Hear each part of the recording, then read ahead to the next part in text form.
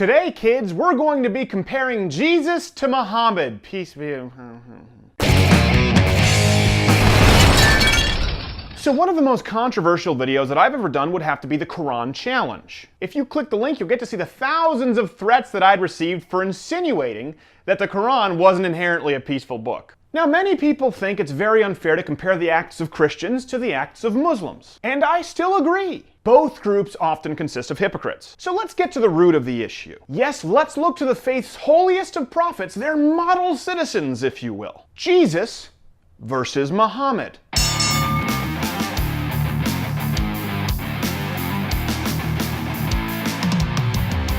Also, quick note, even though I know that I can physically portray Jesus as much as I want without any fear of violent repercussions whatsoever.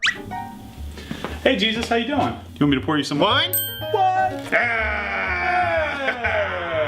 I am aware that in the Muslim faith, not believing in free speech does not allow for the same portrayals of Muhammad, which is why in these dramatizations I've gone to great lengths to avoid doing so. I am not Muhammad! Okay, firstly, before we get to their actual teaching, let's start with their personal lives. Though Jesus was never married, Muhammad's seemingly favorite wife was Aisha, who according to was around 6. Though to be fair, he only consummated when she was 9.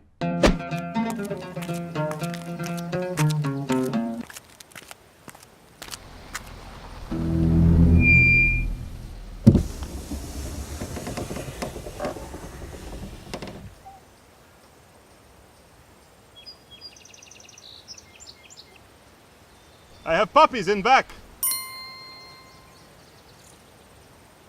And in the spirit of full disclosure, Muhammad had many wives. Not Muhammad! Who are you speaking? Shut up! You don't know the boss of me! As a matter of fact, he had so many wives, here's a chart. So while Jesus was actually raising young adolescent girls from the dead, it seems that Muhammad was a little more concerned with moving on. Jesus was actually pretty big on the whole treating women with respect and protecting them deal. Hey, whoa! You're crossing some serious lines. Okay, you got a lot of growing up to do. Oh, yeah. I'll tell you that right now. But she's a floozy. Oh, like you're so perfect, Carl. I can make one phone call. Whereas Muhammad was not only involved in the commanding of killing certain women, committed domestic violence against his wife Aisha, said that women constituted a majority of hell, but there was actually a dame who was stoned to death as per his individual orders.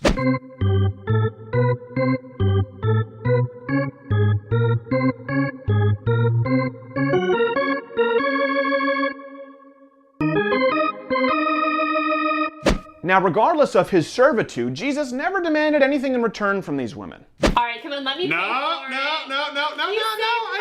I got it. Go and say no more. Whereas Muhammad had quite a few slaves and concubines. Please, not Muhammad. Tell me how I can please you. You can make me a sandwich.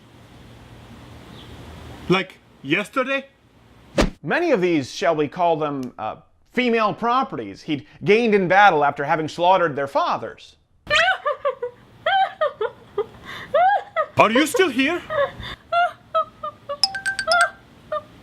Which leads us to a key difference. Jesus, a servant, never fought a battle, never owned a slave, and never killed a guy. Not only did Muhammad do so, but he actually felt that it was his divine calling to kill non-Muslims and had murdered people who insulted him.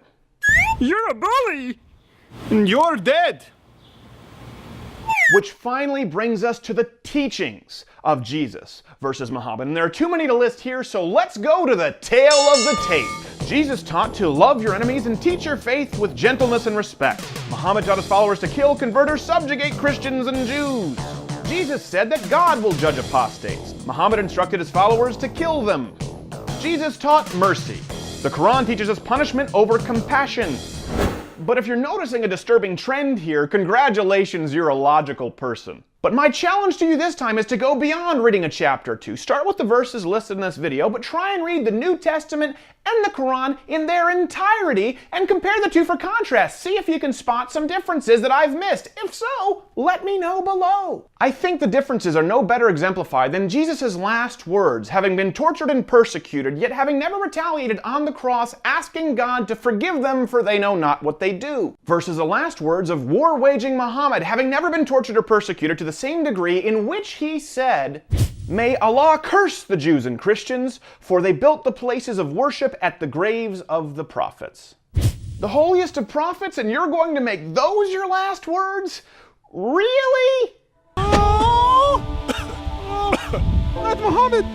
Please, what shall I say of you? Should I say that your peace and love will transform the earth? No, don't worry about it. Such strong hands.